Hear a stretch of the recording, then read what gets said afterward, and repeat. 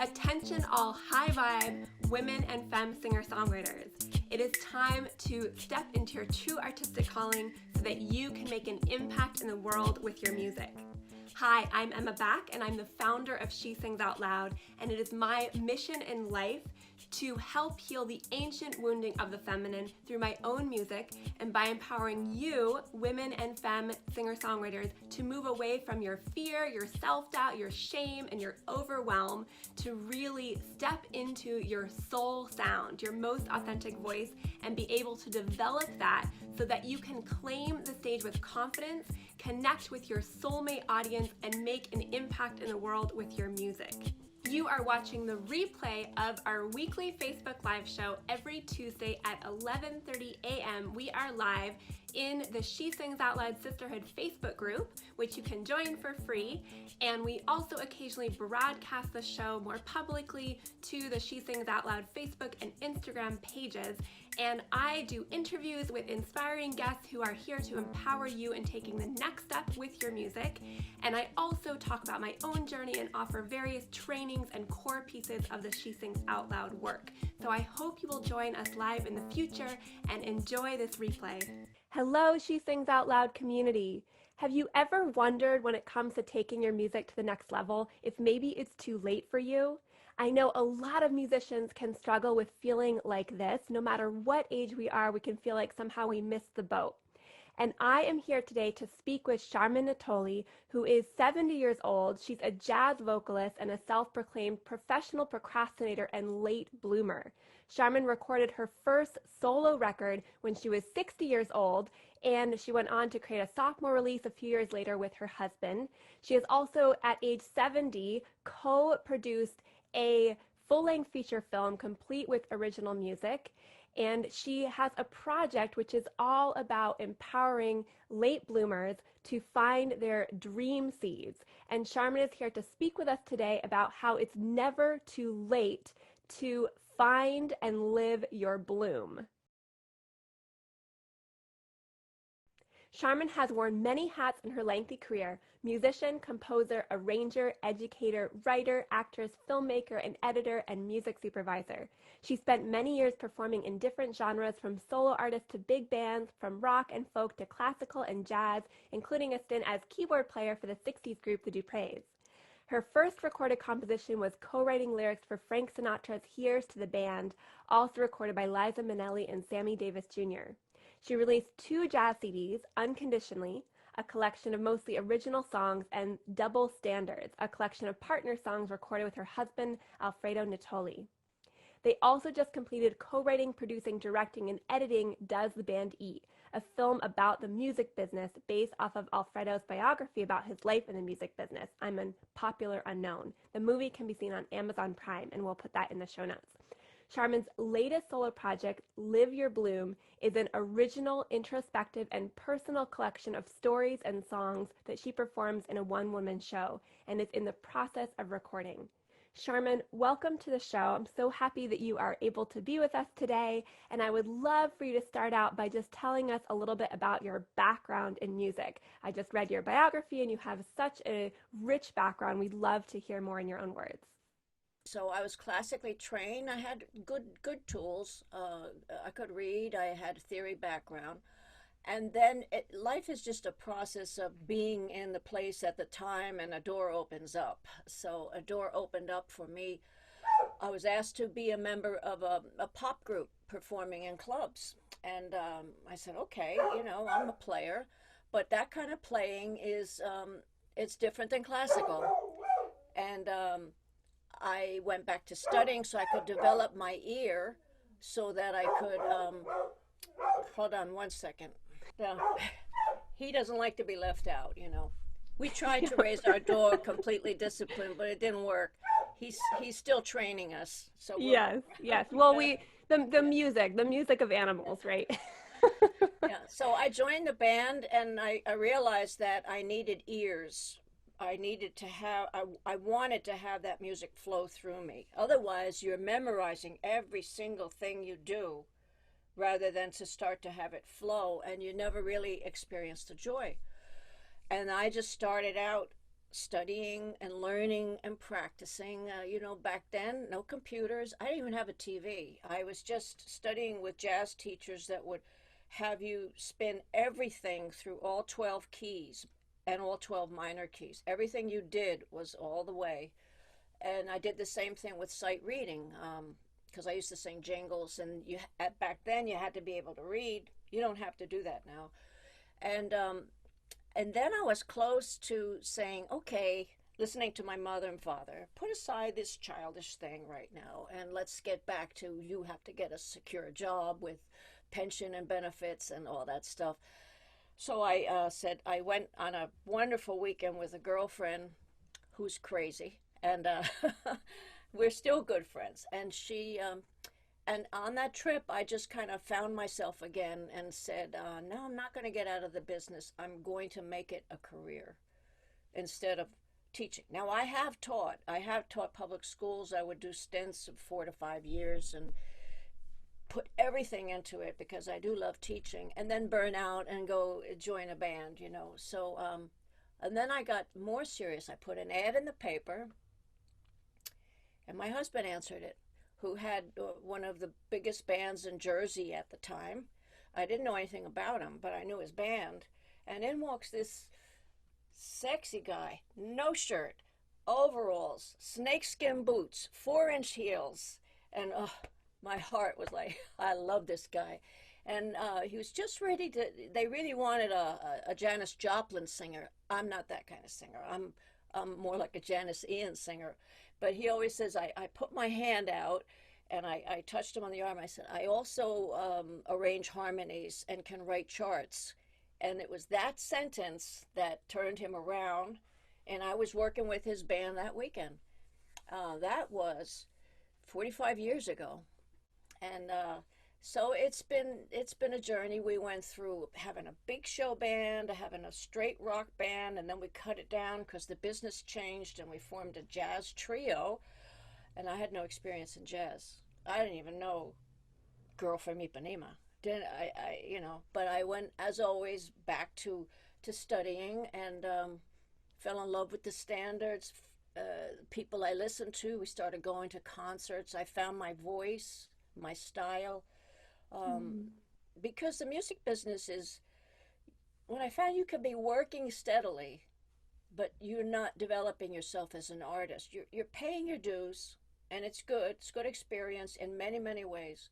But to develop yourself as an artist and to have that thing, that unique thing that you do, your sound, I've always gone between being confident and being terribly insecure about it. Either I think I'm really great. No, maybe I suck. I don't know. And yeah. That's a thing.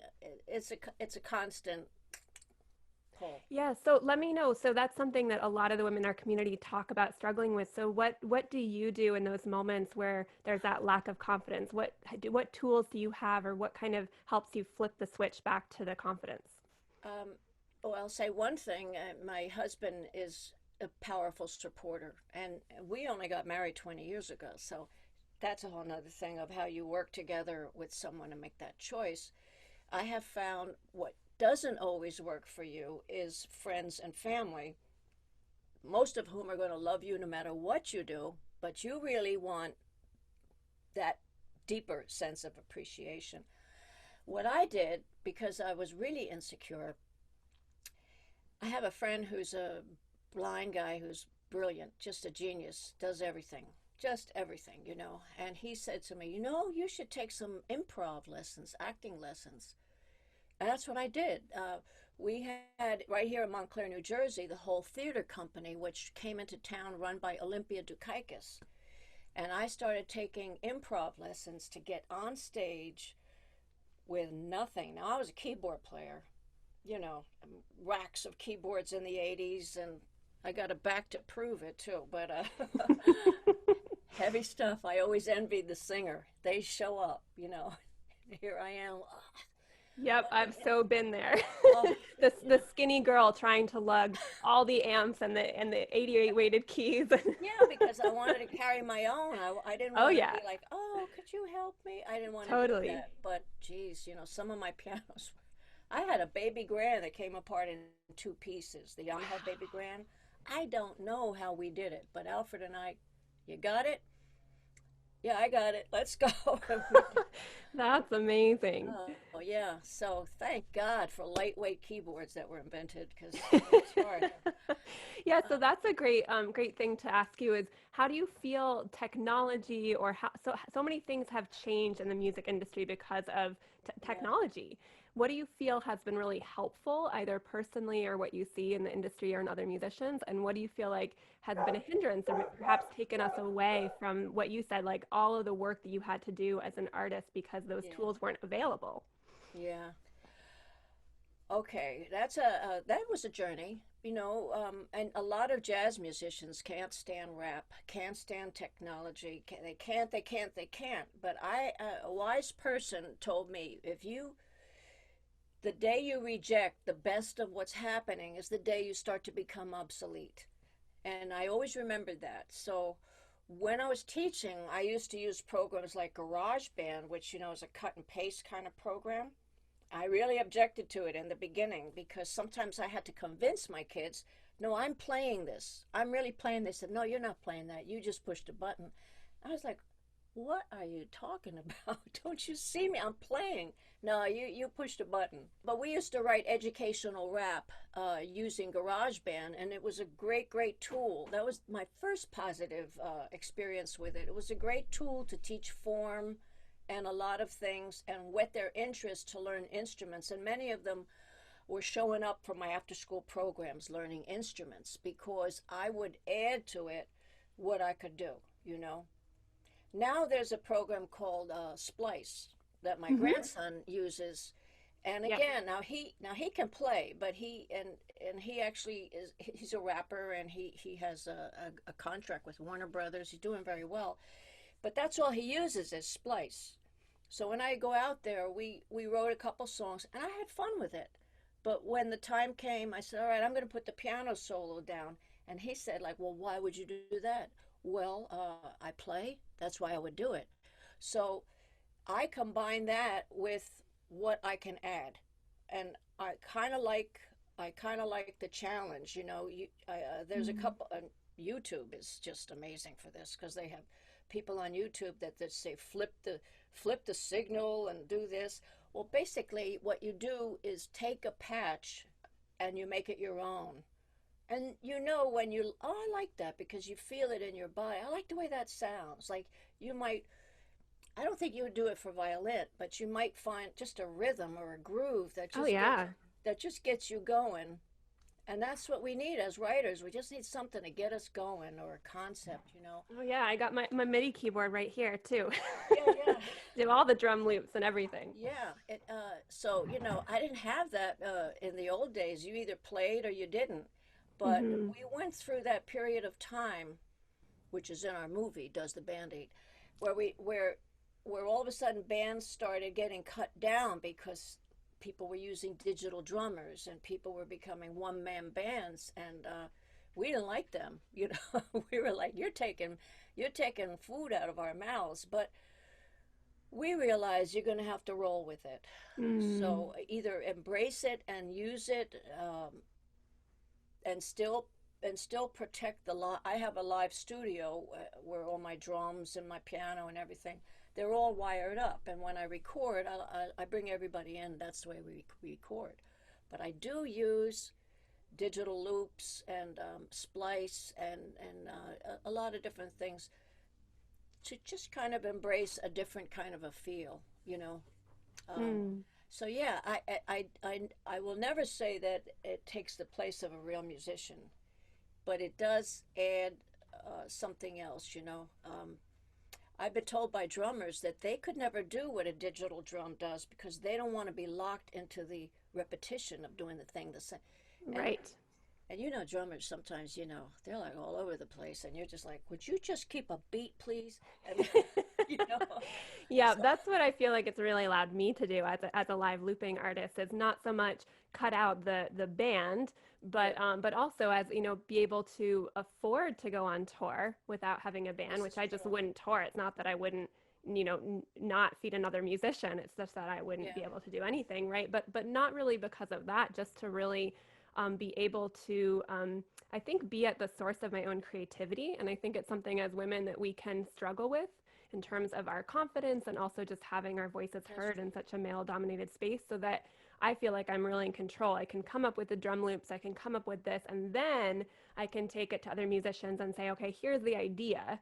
Now, Yeah, what can we do with this? And I feel like I'm a little more empowered to say, yes, that works, or no, this doesn't, because I've had tools to process what I really want on my own. So that's been a great way for me and how I'm sort of doing my new record and things like that. So sounds like you've really found that nice yeah. middle ground and it's given you just more ways to work with your creativity but not but at the heart of it you're a really skilled musician. It doesn't take away from the skill.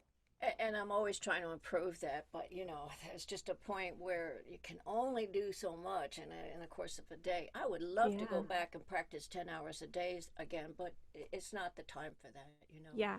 Oh, I But think we all we all dream of that. I will also say though that the ears of the listener has changed as well. So Hmm. we used to get upset because the a generation passed, and the generation that was going to clubs, they really wanted to hear one person sound like five. That's what they wanted. So if one person was up there just playing piano, it really wasn't enough for the average ear. It's Mm. one thing if you go hear a jazz piano player or you know whatever, but for the consumer, and we were really working a lot of clubs, they wanted to hear more music. And there's something about that that is like I'm not supposed to sound like an orchestra, but they wanted to. They wanted the karaoke. They wanted to hear you sing with tapes, and so it was a challenge to find the balance. I think Mm. you know, yeah, Yeah, it sounds like you've done it though in a way that is still really grounded in your own authenticity. Sounds like you found a way. I that's think why, that yeah, that's this, perfect marriage of audience and performer is that we want to create connection and yet we don't want to give up our own creative authenticity, our own creative license. It sounds like you found that balance where it still feels true for you what you're doing, but yeah. also you're kind of, changing in order to connect with a new audience. Tried as I started to make the transition to being an original audience, you know, it was to doing an original artist to, and that was scary to actually Mm-hmm. like, all right, this is all my music. I'm not doing Mm. anybody else. This is all my music, and I'm still working on it. But I you know what? I had a treat. I'm going to share this today. Somebody gave me a Google, little round Google music thing over there. So I said, hey, I'm supposed to say, hey Google, play so and so. So I said, hey Google, play Sharman Natoli, and my music came up. Amazing. Hey, you know, uh, that that was a dream. That was a dream, and it's not. I mean, I love my music, but you know, not everybody does, and I became strong enough to accept that Mm, it's not for everybody. mm, It's always about the journey. It's always mm. about doing it and falling in love with what you're doing, and then you're going to find an audience or not, but Yeah. you'll always find people who like you for what you do, but it's not going to be for everybody, you know. Right, right. Well, and I Yeah, think that's a beautiful thing because again, that's that freedom to actually again make the connections that are really strong in both directions and to not lose ourselves in trying to please everyone, right? Because yeah, that's really impossible. So there is some level of when we honor our creative integrity, like you said, we do find the right people and that's not going to be everyone, but it's almost a relief that we don't have to try to check every box or, oh gosh, please everybody, which I think is a pattern we can fall into as women. yeah, because that is a female thing. Oh, Yeah. I can do that. Oh yeah. Oh, you want me to go to another shower? Yeah, I'll be there.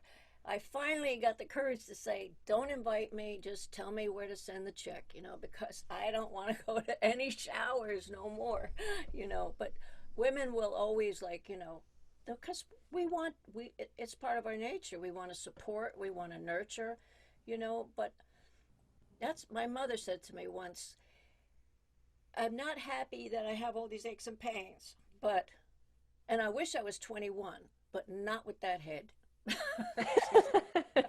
Not with that head, with this head.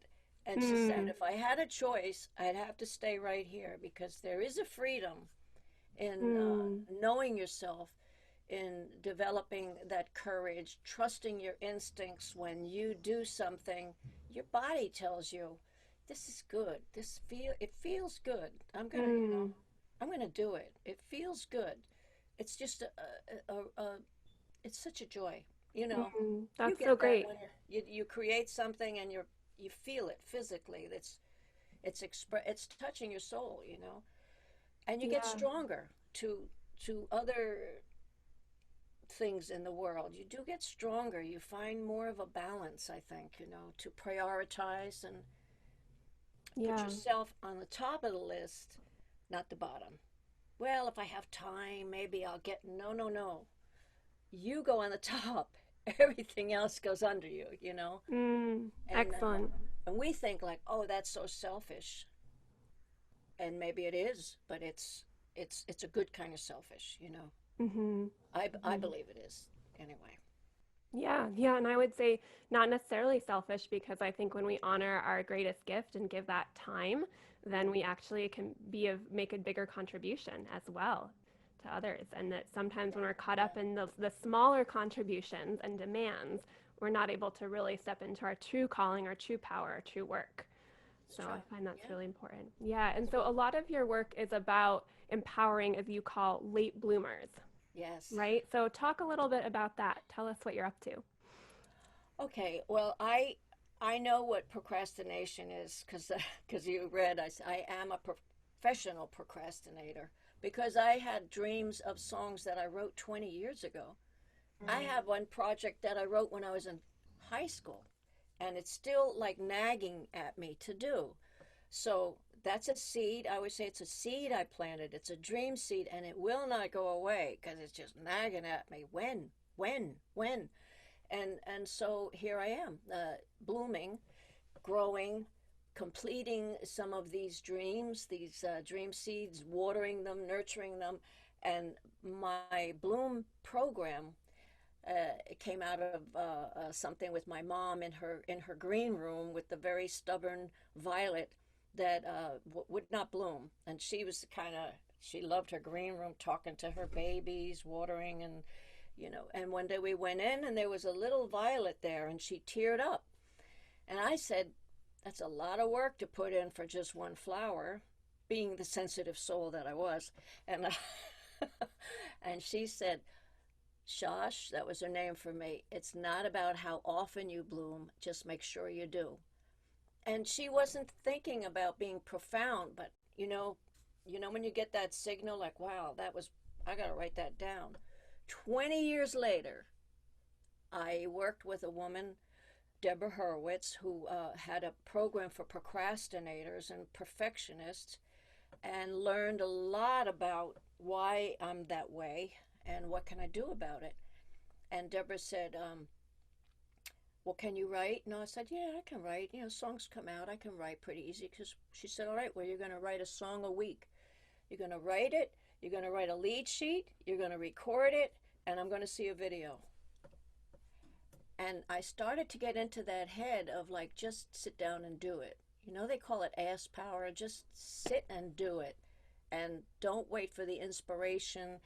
No, wouldn't you do that if you were working a job and you had a deadline? Wouldn't you do it? And as a teacher, did many musical productions, and it had to get done. So we talked about applying those same skills to yourself. So I'm going to work as hard for myself as I have for everybody else. And I'm going, and maybe I won't get the accolades and the pat on the back and the certificates, teacher of the year, blah blah. My husband always says, let's put them in the bathroom just in case we run out of toilet paper one day. And I'm not going to say they're meaningless because they came from a great place, but I know what he means. Like, let's just do it for you. Just Mm. do it. And and that was the journey. I think I started working with Deborah about 6 years ago. And I used to say, because I'm not going to make any bones about. I'm 70. I'm gonna, So it's got to be now. If not now, I don't know when. And Mhm. and then I started to develop that head. I started to perform my songs. I started to meet so many people in my church, in women's clubs, in a variety of places that were telling me, I used to paint. And I would be like, well, what do you mean used to? Obviously, you want to get back to it. No, why would I do it? That's the question. And more women ask that. Why would I do it? Mhm. And Mhm. so I would write about that and think about that. Why would I do it? And so we found answers. You do it because you just mentioned it to me. So it's on your mind. It's an expression of your soul. What you just said, Emma, you become a fuller person, a more expressive person, and hopefully a kinder, more loving, more open-minded person. You have different sensibilities that are kicked into action that make you softer in certain ways.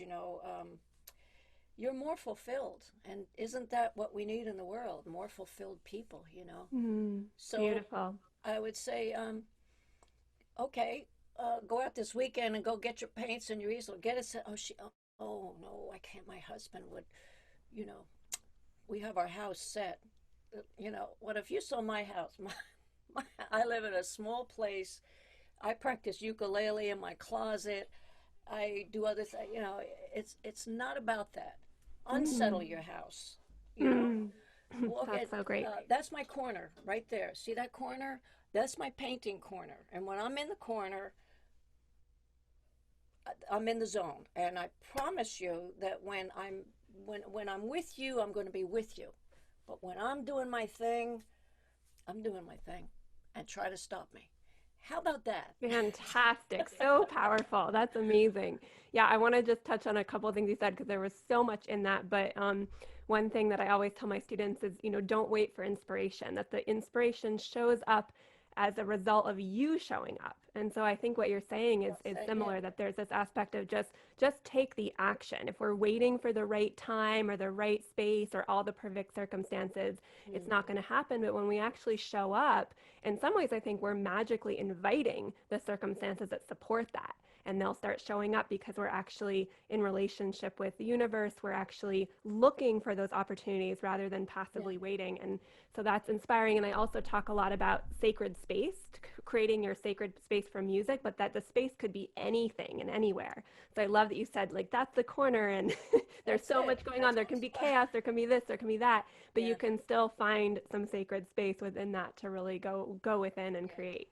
So excellent. With music, of course, if you're learning something, there's going to be a growing period, and that's why God invented headphones. I always because even when I'm into my practice zone, I do it with headphones because it's repetitious, and I get that.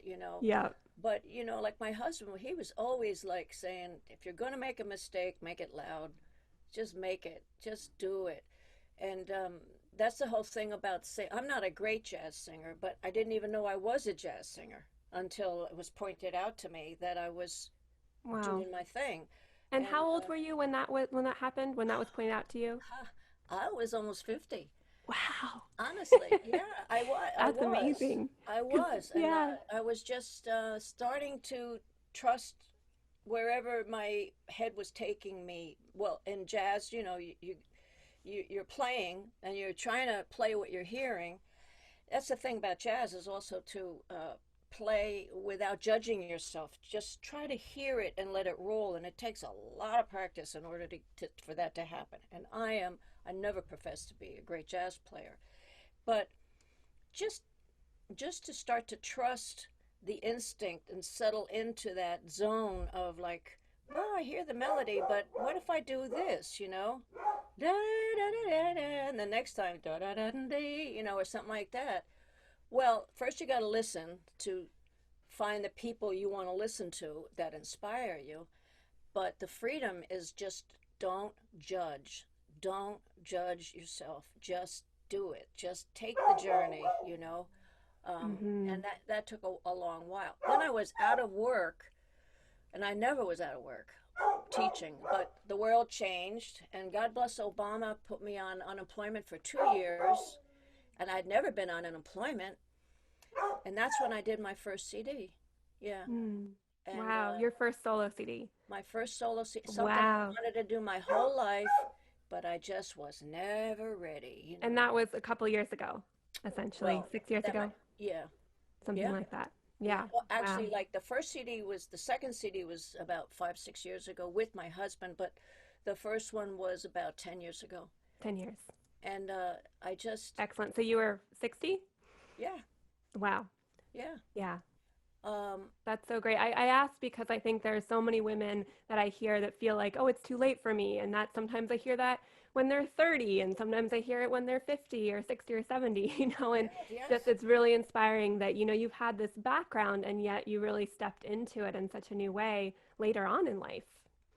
It was calling to me, and I just decided, it's kind of like was a cerebral thing over the emotional thing. Because if I listen to my heart is going to say, like, oh, you know, my heart is the one that's going to say, like, you should do this, you know. But my head is the one with that little voice is going to say, if you let it talk to you and you listen to it, it's going to tell you it's too late. You're wasting money. Why are you buying that recording equipment? You just spent $20,000. You could have bought a car. But my heart's telling me, what? How many new cars are you going to have? What is a car? You know, what is a car compared to your soul? Mm, It's like a Shakespeare. What is it? It's like a Shakespeare line. What is a car compared to your soul, to your heart, to expressing yourself? And you know, and I will say also, my husband is he's pretty amazing that he's a compulsively creative guy who um, he's more about the conceptual thing. He doesn't always have the mechanics, but when he says he's going to do it, he's going to do it. You know, if he said, "Well, we're going to put a band together that's going to be doing all '40s music, like the Manhattan Transfer or the Modernaires, and we're going to work Atlantic City, and we're going to dress like that," that's exactly what we did 6 months later. Me, I got to go learn how to arrange harmony like the Modernaires. I have to do all the behind the scenes stuff and rehearse the guys and go shop for the clothes. We used to go out shopping for the clothes, and then I would be sewing them, fixing them, you know, all that stuff. But I learned from him is you just jump in. You jump in with both feet. Just you don't know what doors will open up for you, like you said mm, before. But it's about, and the movie was the same thing. He wrote that script, the original version, about 25, 30 years ago, and it just was something he always wanted to do. And he's 84 now, going to be 85, and he just said last year, "I want to do this. Let's do it." wow. I didn't, Excellent. you know, I mean, I had some acting, a little this, a little that I did, but I knew nothing about editing music or, you know, I Wow. never worked so hard, never, and made a ton of mistakes. And when I see the movie, I cringe with things that should have been better. But it's done, and it's on Amazon Prime, and I'm like, yeah, okay. And That's now so he's great. into what's next, you know. I think I want to direct a musical. So you'd say, do you feel like better to have done it and put it out? Even when you look at that and you cringe at the mistakes, you still I feel, do, yeah. yeah, that you did it and you're proud of it. Because I would have, if it was up to me, I would have said, let's just shoot the whole thing all over again. You know, there's so many things that shoulda, woulda, coulda, but there's just something to be said for I did it. It was a vision, and there's a lot of good things about it, and I'm proud of it. And if people don't like it, whatever, you know, you know, maybe I'll do another film that will be a short film. I'm not up for a full length film again, but I'm just thinking about something in the line with Bloom. I don't know what it is, but I think something dealing with women and how Hmm. amazing we are that we are always trying to evolve and change and grow. Some men too, but not that many, you know. Yeah, yeah, yep. Do you Some find men that? for sure, Do you find that?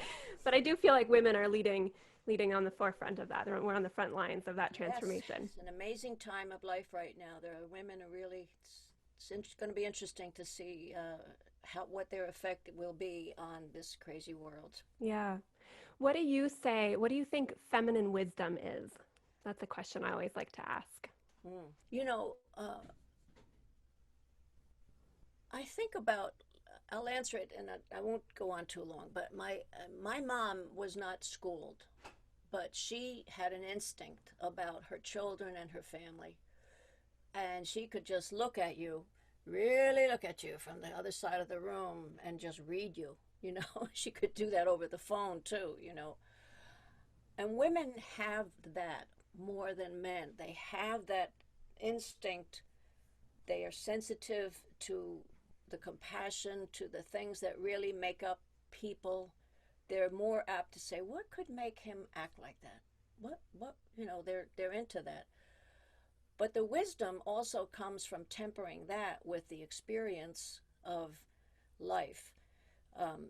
There has to be a balance of trust, of reading a situation. I always think that rock and roll, the rooms we used to work when we used to read the room, what they wanted to hear, that type of thing. Did you ever hear that expression? Reading the room uh, is that thing about like knowing people, you know, and Mm, it is people that are going to make things happen. So you temper that with your courage, your experience, what you know to be true in your heart, what you think you need to know more of, and you'll go out and do and learn it. This is a wonderful time for learning about how the government really works. What's the deal with the Middle East? I know I want to know more. I don't want to just be told anymore. We're doing this. We're doing that. I want to know, and and I think that's all part of feminine wisdom. I do. beautifully said. Wonderful. Yeah. Got chills. Yeah. Excellent.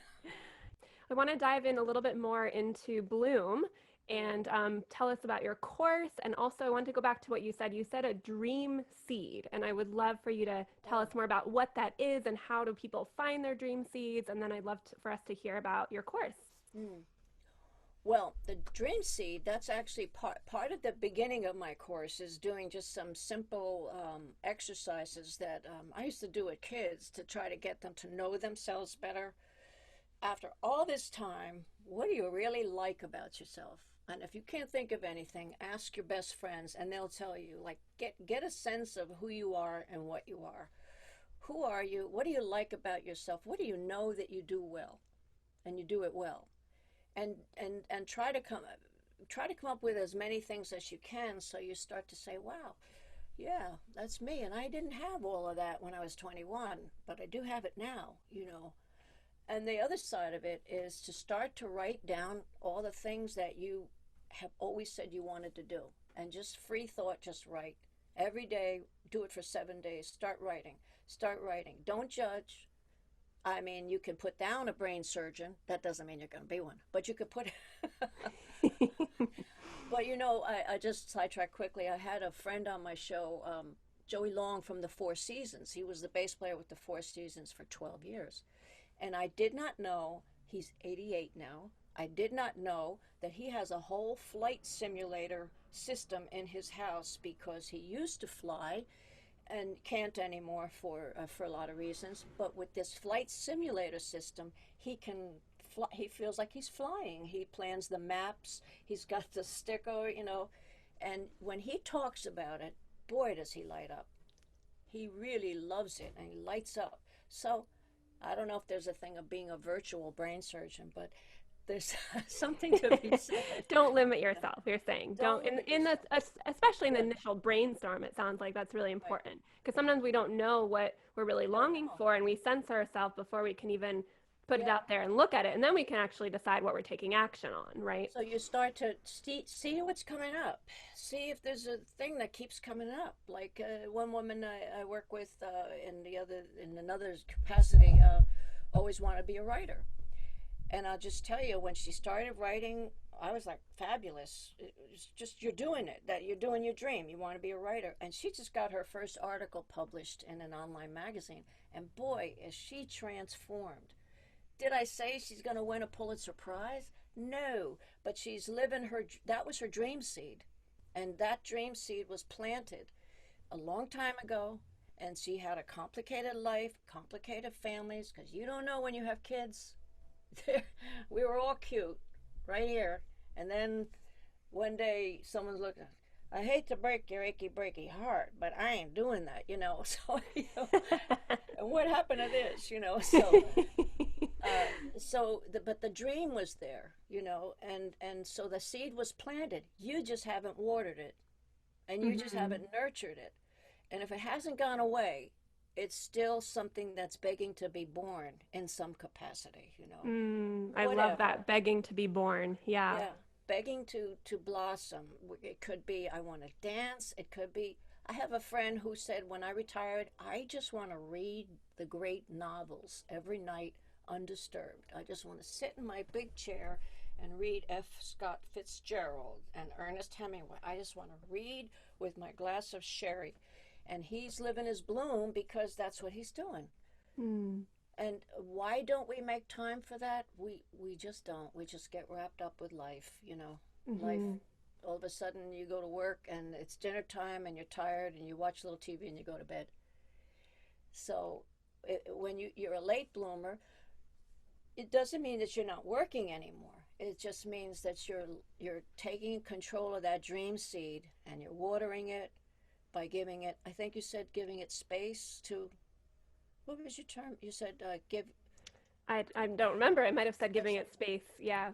Yeah, Giving it space to giving it bloom. space to bloom, and then you're nurturing it, because like once you start doing that, like you said, the universe opens up. All of a sudden, you meet someone that you never knew, and then she turns you on to something else, or he turns you on, and your circle starts to change. And that's what it means.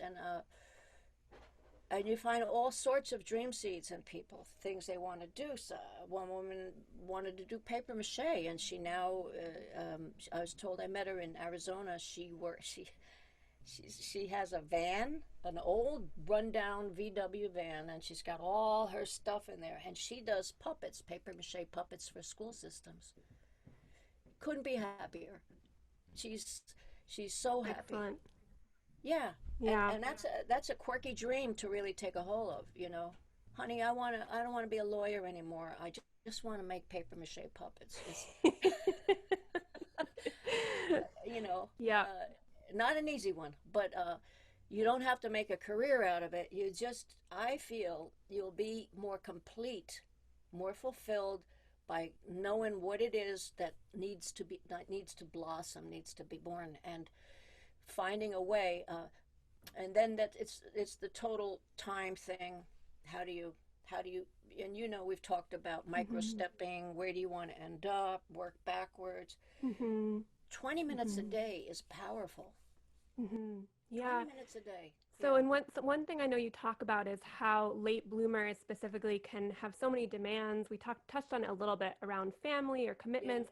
What do you recommend for late bloomers, for elders, to really set boundaries with loved ones so they can live their bloom? So as you're working backwards and you start to realize that I need to get to I call it my garden in my house, wherever it is, my spot where I'm nurturing, where I'm doing my thing. One woman has a happy chair where she does her reading. Another woman I know is getting back to doing jewelry making, and she had to make the decision to invest money into metalworking. And that's a pretty unusual thing. You know, that's just not stringing pop beads. You know, that's like really having a whole thing. And fortunately, her partner backed her in it. And yet still, she's having a hard time putting herself, really believing in it, you know, that really saying, I have to end up here, or what's the point? It's the journey, you know. So when you say, for example, I'm going to take piano lessons, I don't have a piano, so I need to get you see, you start your mind, what do I need to make that happen? I need to have an electric piano. I don't have any money. Well, then I'm going to go to a flea market or a house sale or Craig, and you start to spin this web to make it happen. And a mature person, you know, if I don't put time into it, it's not going to happen. And then you're into a whole thing about how you practice too. But when you say to yourself, I'm doing this 5 days a week, at least 20 minutes a day, you start to look at your schedule. You start to look at what's the best time for that 20 minutes. Is it in the morning before you go to work? Sometimes I would get up early and try to get it in then. Is it when you get home after? But you put it on the schedule and you stick with it. You're going to do that 5 days a week, and if your daughter calls and says, "Oh, but I need you to babysit it," yes, I know, sweetheart, and I'm more than happy to babysit. But from 5 to 6 on such and such a date, I'm busy. So it's going to have to be after or before, and that's very hard for people to do that. But you have to start. This is my time. This is my, you know. We had a situation of like, aren't you going to go watch the Little League for the whole weekend in 100-degree heat up in Connecticut? Hell no. No, no, no. That's so great. That's actually, I just had a big discussion with a bunch of my students in our Powerful Performer Collective, which is one of my programs. And we was all about the hell no. Someone brought it up and we wrote hell no Hell songs. no. We stood in hell no. We talked about who we had to like say hell no to. It's pretty powerful. And it's hard. It. I think It's, for yeah. women, for elders, for I think anyone who has children, it can be really hard. Oh, it is. But you know, there's a gut thing that happens with that one. You know, I love my sister dearly, but she said, "Wouldn't you like to go down to my grandkids? They're having cheerleading tryouts way down in Trenton." I said, "Oh, I would almost rather have toothpicks put in my eyes." Hell no. I said, that's not fun for me. It's fun for you, maybe, but it's not fun for me, and I got to say no. Oh, well, we could make a day of it. No, because my day, my concept of a day of it has changed. It's different now, you know. Yeah. So That's it is excellent. it is like that. That is my time. I have a schedule, and you know what? I am going to work. I'm going to work for myself, and I need to practice, and I have a goal. And if my goal is nothing more than play Jingle Bells by Christmas time, that's a worthy goal, and I make that Mm-hmm. decision. I make that decision. Mm-hmm.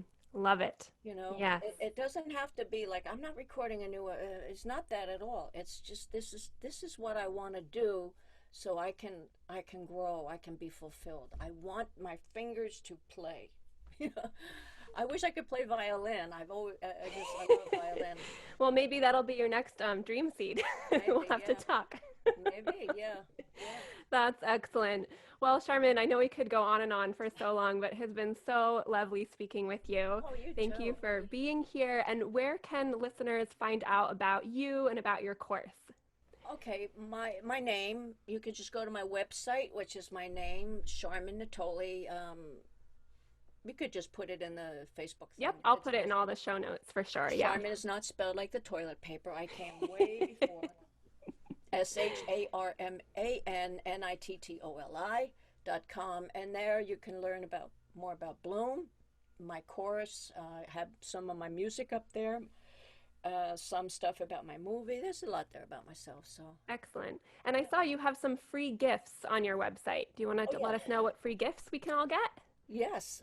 Well, I just did a new song called "I Like Big Print" because, as you can see, I wear big glasses because I need them all the time. We have 15 pairs of glasses, and one day I'm so tired of having to get my magnifying glass to read this prescription that's telling me that I could end up with kidney failure, for God's sakes. So, so my husband had just gotten me a ukulele, and I said, I'm going to write a song on ukulele. So I wrote a song called I Like Big Print, and that free demo is you get that, and you get a couple of other songs, and a nice printout of Bloom. It's just sort of using the acronym BLOOM of things that you might consider applying to yourself to start to water that dream seed. Figure out start to water it and see what grows. Yeah. Lovely. Excellent. Well, thank you so much again for being here. It's just been such a pleasure. You have so much wisdom to offer, and it's been so fun getting to know you more. I'm an old crone, right? But you know, I feel like as long as my body's willing, who knows what I'll do. So, but thank you, Emma. This has been a joy, and you'll have to be on my show too. So, oh, I would love that. Yeah. Excellent. Thanks so much. Bye-bye. Happy blooming, everybody. Thank you so much for tuning in. I hope you enjoyed that interview with Sharma Natoli, and please see below for where you can find out more about her work and get involved in blooming your dream seeds. And please tune in every Tuesday at 11:30 a.m. Eastern Time for more trainings, tools, tips and tricks, and interviews with wonderful guests. Take care.